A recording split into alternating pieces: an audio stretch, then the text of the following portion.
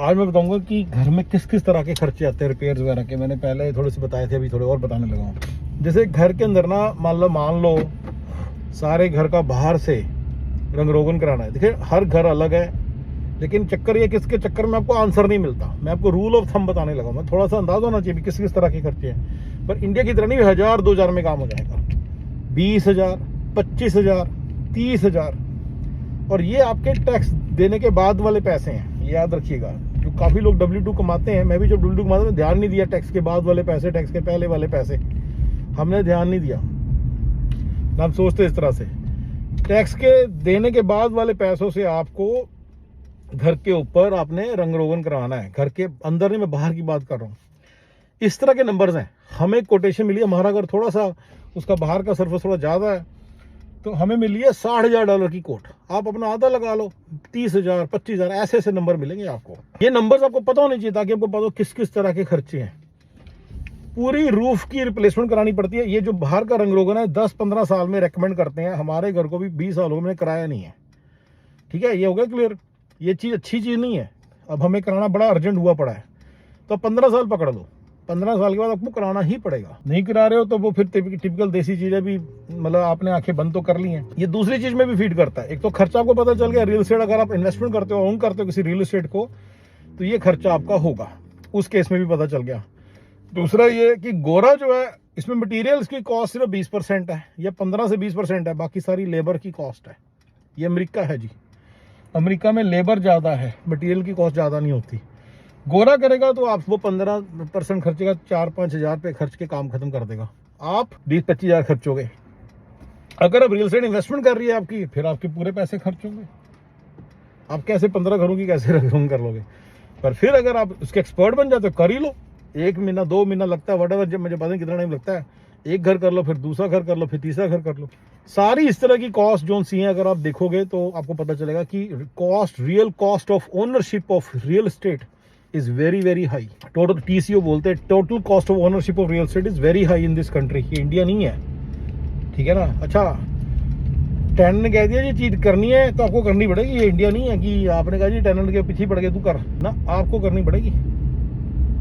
ठीक है, अंदर जो करना है पेंटिंग, जो 10 साल में 15 साल में एक बार होनी चाहिए, उसकी कॉस्ट भी बहुत हाई है। वही 15,000 पे बात जा रही है। ऐसा नहीं है कि आप सोचें कि ये ऐसे हो जाएगा काम, कुछ भी ऐसे ही नहीं होगा, बहुत ज्यादा कॉस्टली काम होगा। अगेन ये सारा फंडा क्या होता है, अगर आपसे किसी पूछेंगे तो depends on so many things, it depends on so many things. First of all depends on size itself.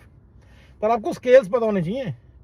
इस तरह के नंबर, एक छोटी सी काल कोठरी 2 कमरों की रसोई के साथ जो है उसका स्केल होगा 5,000 का, वो भी 5,000 रुपये ले लेगा। ये काम मुफ्त में नहीं होने वाला आपका, इंडिया की तरह नहीं है।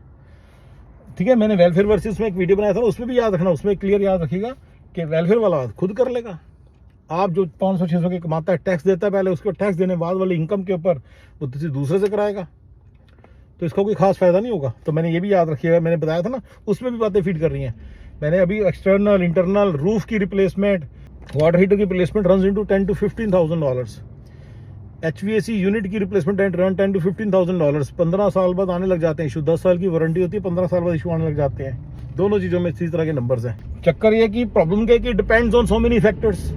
छोटा बड़ा फर्क पड़ता है यार, छोटा बड़ा बहुत सारा फर्क पड़ता है। तो इसके चक्कर में आपको कोई रूल ऑफ थंब नहीं दे रहा। भी आपको पता तो चले, दिमाग तो आपका काम करे।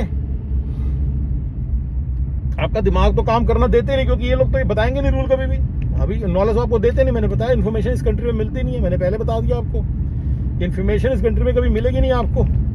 वो ये सब बोल के छुपाते हैं information. Depends on so many things, it depends on so, it does depend on so many things, लेकिन आपको कुछ भी नहीं पता चलता। तो आप बिना कैलकुलेशन किए, बिना इल इन्फॉर्म्ड वे में आप अंदर घुस जाते हो बिजनेस के अंदर। आपको सिर्फ पता नहीं होता। रियल एस्टेट स्पेशली ले दे के आपके हत्ते अल्ले पल्ले कुछ नहीं पड़ता। नोट करिएगा, रियल एस्टेट ओनरशिप वाले बंदों की लाइफ से बहुत अच्छा नहीं होगा कभी भी, याद रखिएगा इस बात को। क्योंकि जब खर्चा आता है सारा पैसा चला जाता है। एक बंदे ने 2-2 हज़ार करके पैसा रेंट के, मान लो उससे 2,500-3 हज़ार रेंट आता है, उसने अपना खर्चा निकाला, प्रॉपर्टी टैक्स निकाला, HOA फीस निकाली, ये फीस निकाली, वो फीस निकाली। ये तो डायरेक्ट कॉस्ट है। जो बंदों कैसे बोलते हैं ना, मेरा 5,000 रेंट है, 2 थप्पड़ लगाओ सालों के। $5,000 में से अपना प्रॉपर्टी टैक्स तो निकालोगे कि नहीं निकालोगे? जो साल का आपका प्रॉपर्टी टैक्स है उसी प्रॉपर्टी का जो HOA फीस है वो तो निकालोगे कि नहीं निकालोगे?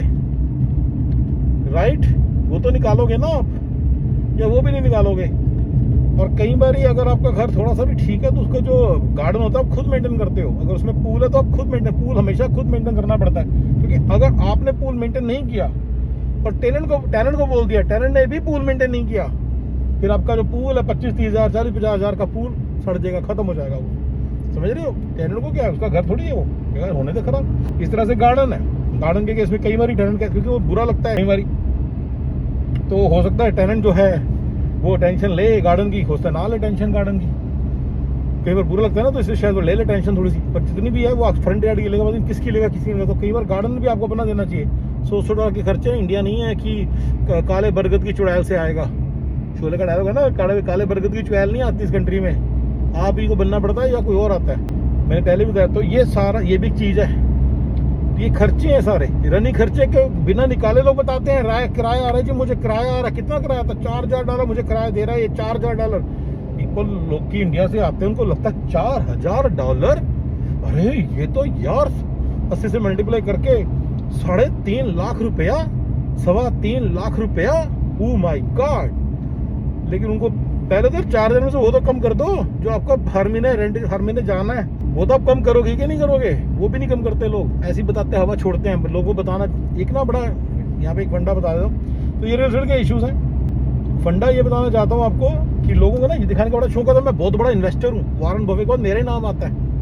लोगों को दिखाने में बड़ा मजा आता है कि मैं ना कोई बहुत बड़ा इन्वेस्टर हूँ जी, बहुत ही बड़ा इन्वेस्टर हूँ मैं।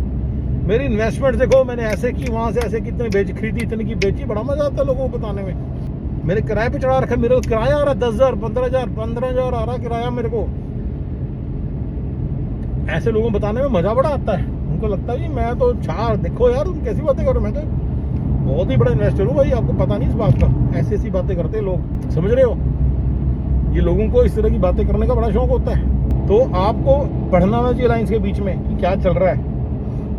लोग अपने खर्चे जो रनिंग वो बता देते हैं, रनिंग जो रेंट आ रहा है, जो रनिंग डायरेक्ट एक्सपेंस है, बिल्कुल डायरेक्ट प्रॉपर्टी टैक्स रनिंग है पूरा साल का, उसका बंधा हुआ एक्सपेंस है, वो नहीं माइनस करके बनाएंगे। जो सारे इस तरह के एक्सपेंसेस कम करके नहीं बताते लोग, तो लोगों को ना, तो एनीवे सो ये सारा मतलब रियल एस्टेट के कुछ एक्सपेंसेस जो मेरे सामने रखे हैं, आपको पता होना चाहिए ऐसा भी कुछ होता है, ये भी कुछ होती हैं चीज़ें। और गाइस, थैंक यू।